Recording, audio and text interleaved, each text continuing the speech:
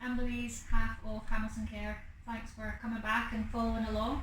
So, as previously discussed, this is during lockdowns have been filmed to excuse the noise of the traffic go past and the people wondering why I'm talking to myself. Today we're going to have a quick chat about shutters and use your shutter priority mode and see if that helps make sense of how you can create some really funky photos. So the first thing I want to speak about is the setting to put your camera at. So if you can look at your top dial and just move it to T with the little V after it, or just the S. It will depend on your camera make and model how your shutter priority is displayed on the top dial, but the T, V or S should be the most common two. Now what that will do is you select the shutter and then the camera will choose the appropriate aperture. And if your ISO is on auto as well, it'll just sort all your exposure out for you and it'll just let you concentrate, like we did before, just on your shutters.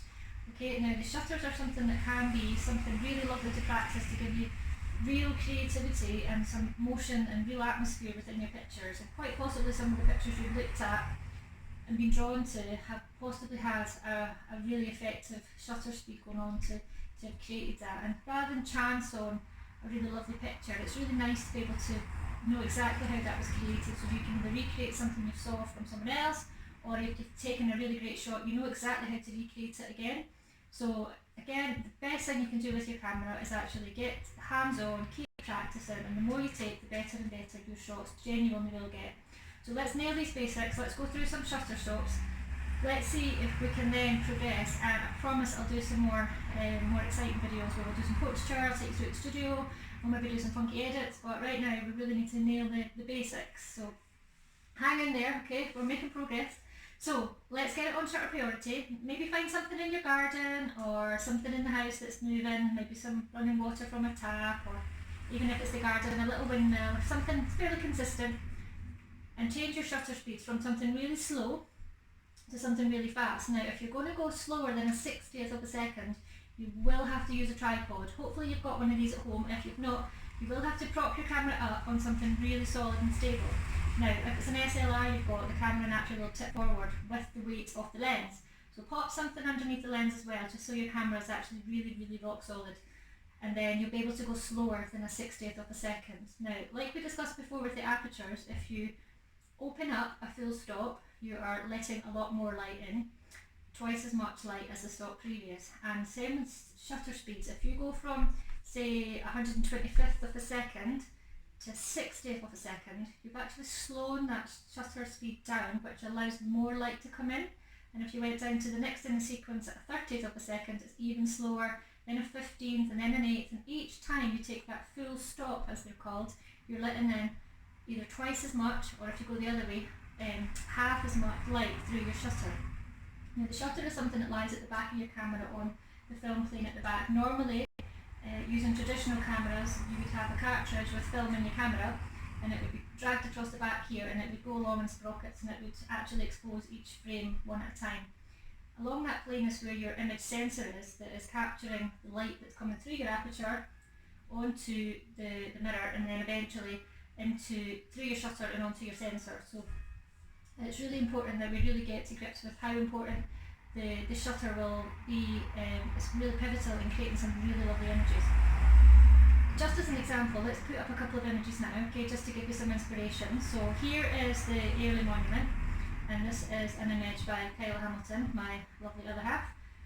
He loves to go out and take local landscapes. This is a walk that we do regularly. So this monument sits on the top of a hill, and this image that's up at the minute was taken on 125th of a second. Okay, the clouds are really crisp, the building's really crisp, and everything's been taken, and everything looks really still. There's no movement within that image. Now if we pop the next image up, exact same building, same day, just a couple of minutes later, a much, much slower shutter speed. The camera is now on a tripod, and this shutter speed is very, very slow. It is about 70 seconds, so really, really long time for your camera to be sitting with its shutter open. Okay, so this is going to give that lovely soft motion through the sky. It gives it that real dramatic Russian clouds effect. So there's absolutely no way you could do that with a camera that's not on a tripod. So be prepared if you need to dig it out, dust it off, okay, or to perhaps look at other ways of using your shutter. Maybe you have to look at the other end of the scale where you do really fast shutters if you're not able to practice this at the minute, but some form of shutter experience would be really great to have. Okay, so then the next image I could show you is a colour image, and it's off a bridge not far from us up the Glen, and the water traditionally would rush obviously over all the stones, and if you were to freeze that you would use a really fast shutter speed. Now this particular image that's coming up now was taken at 105 seconds, so really long shutter speed again on a tripod, and that's created that real silkiness across the surface of the water that's given it that more depth and that atmosphere. So these kinds of images, another example of that would be like traffic trails on the back of cars and zoom in sort of neon lights during nightscapes. These are all shots that have been taken on a tripod with a really long exposure, and that gives that real drag through with any lights or any movement within the image. So it's a really cool thing to try and get to grips with, and it's a lovely way to practice a really slow shutter. Now the opposite end of that is obviously a fast shutter. So if you want to freeze someone that's running, or if you've got your kids that are playing outside, or your dog's out for a run and you want to get some shots of it jumping about the woods, then the faster the shutter, the sharper your images will be when your image is actually, the content within your image is moving. So a fast shutter would be ideal for a moving subject, and if you've got a tripod and you've got the time, take it all in and think about what would make this picture actually look a bit more creative. Now if you didn't take control of your shutter and you just let your camera actually take over and it's on automatic, it'll not only pick your ISO, it'll pick your shutter speed and your aperture, and it's probably just going to go for a mid-range, it's going to go middle of your aperture about f8, it's probably just going to give you about 60th of a second, it'll know your hand holding it, and it's probably going to give you quite a dull looking image. So you know yourself the creativity that you can have from your aperture, so if you could really practice your shutters, I think you will actually soon be able to realise that you do have a lot more say over how your image actually looks in the final outcome. So what I would hopefully like you to do is have a wee go at that, get back in touch, drop us a message at hamiltoncare@hotmail.co.uk, pop over to our Instagram page. We've been uploading some new images at the minute, so if you could do that and give us a follow, and I'll pop this video on our Facebook page as well, and if you could share it, that would be fab.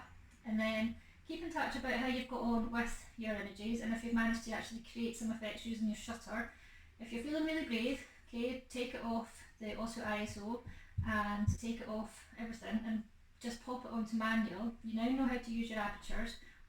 Hopefully you're going to practice using your shutters, and then if you can select an appropriate ISO. If you're not sure what to do there, we'll go over that in the next video, and then we'll see if we can get you to do some manual exposures. And we've also been prepping some other videos where we can do some studio work, we can do some portraiture, and we can hopefully do something that's a bit more fun, but we really need to nail these basics and make sure you've got to grips with the basic camera techniques, that you know some of the basic equipment that would be involved, and that you're really confident in using these techniques, so that you can go out there after lockdown, which hopefully won't be too long, and take much better photos. So keep in touch, and we'll hopefully see you soon.